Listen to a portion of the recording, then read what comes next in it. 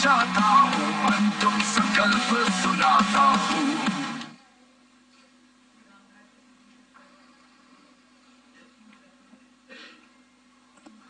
Good evening, ladies and gentlemen. Jai Hind. Welcome to this second special press conference on Operation Sindoor. Like yesterday, we'll have the opening statements by the three senior officers who are here with me. You all know them well now. However, for those who were not here yesterday, let me introduce you to them. In the middle, we have Air Marshal A.K. Bharti, Director General Air Operations, who will provide insights on the air domain. To his right is Lieutenant General Rajiv Ghai, Director General Military Operations. He will cover the land aspects. And to my immediate right is Vice Admiral A.N. Pramod, the Director General Naval Operations. Following these briefings, we will be having a few question and answers. May I now request the DG Air Operations to commence the proceedings.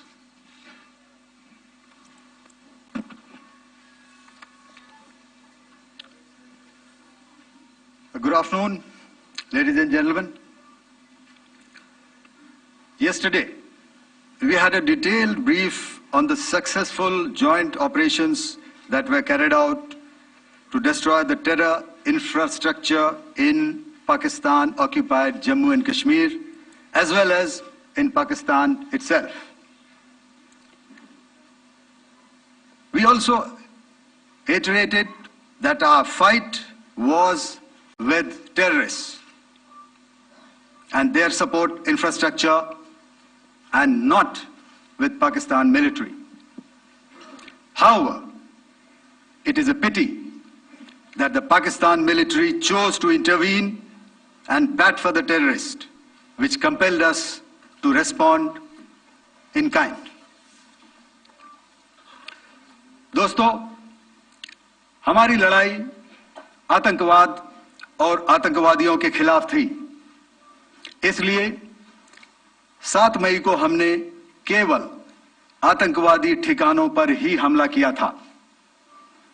पर अफसोस इस बात का है कि पाकिस्तानी सेना ने आतंकवादियों का साथ देना उचित समझा और इस लड़ाई को अपनी लड़ाई बना ली।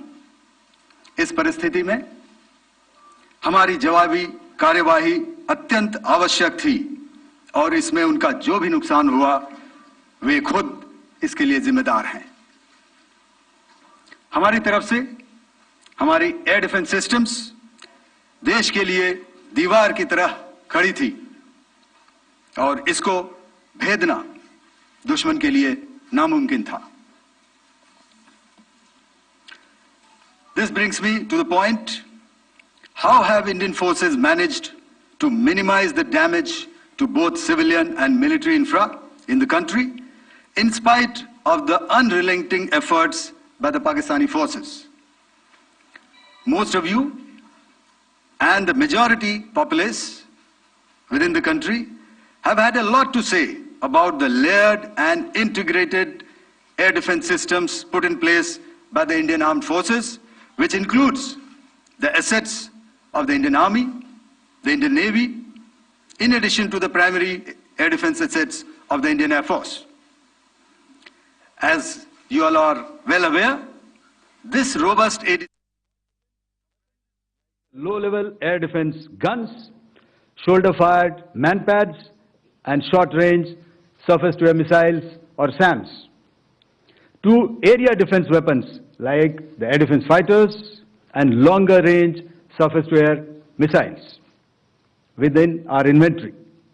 Additionally, the numerous waves of drones and unmanned combat aerial vehicles employed by Pakistan were also thwarted by the indigenously developed soft and hard kill counter-US systems and the well-trained Indian air defense personnel.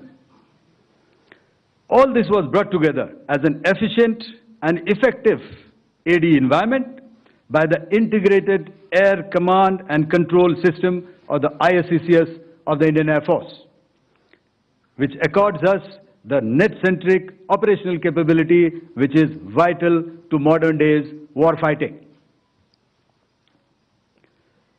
While much has been said and written about the newer systems, I would like to place on record the performance and efficacy demonstrated by even the older battle-proven AD systems. I would like to place on record the performance and efficacy demonstrated by even the older battle-proven AD systems like the Pechora, the Osa AK, and the LLAD guns in countering the Pakistani threat vectors in the current operations. They were all modern generations, but these battle-proven systems stood the test of time and took them on head-on. Another highlight has been the stellar performance of the indigenous air defense weapon system like the Akash system.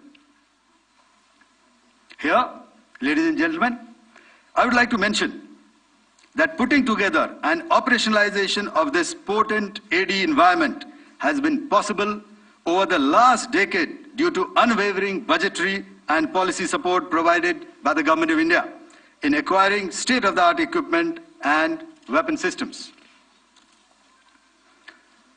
Some of the results achieved in countering the enemy threat vectors over the last week are now being shown on the screen. Shown on the screen is the probable achieved in countering the enemy threat vectors over the last week are now being shown on the screen. Shown on the screen is the probable enemy PL-15 missile, which is of Chinese origin. This missile has missed its target, and you can see the pieces now which are available with us. Another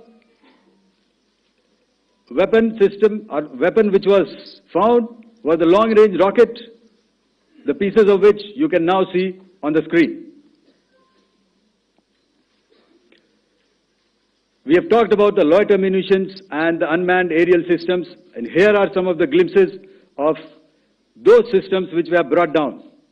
To your right, with the right undercarriage or the wheel, you can see is the Yeeha system, which is of Chinese origin with Pakistan.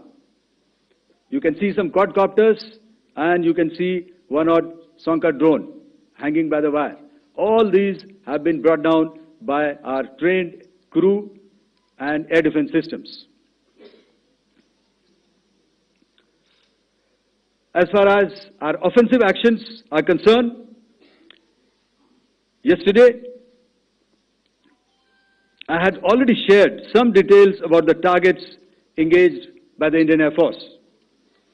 The composite picture of the Indian Air Force targeting so far is now shown on the screen.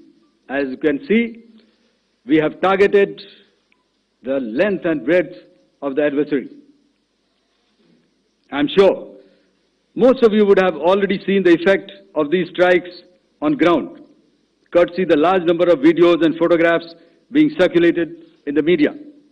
A few representative examples from the open source are now being shown to you on the screen. In fact, two of them. This is a strike on the Noor Khan Air Base. And you can see the effect. I'm sure most of you have seen the video. I have also picked it up from your sources only. And this is the aftermath of our strike at Rahim Khan Air Base. You can see the massive crater that it has left on its runway. And you can see the pinpoint accuracy of our weapons.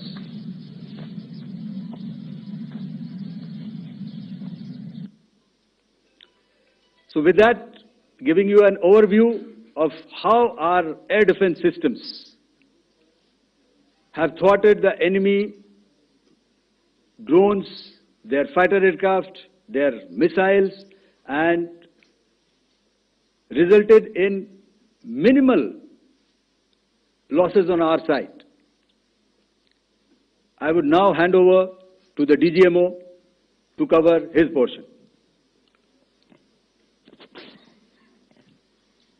धन्यवाद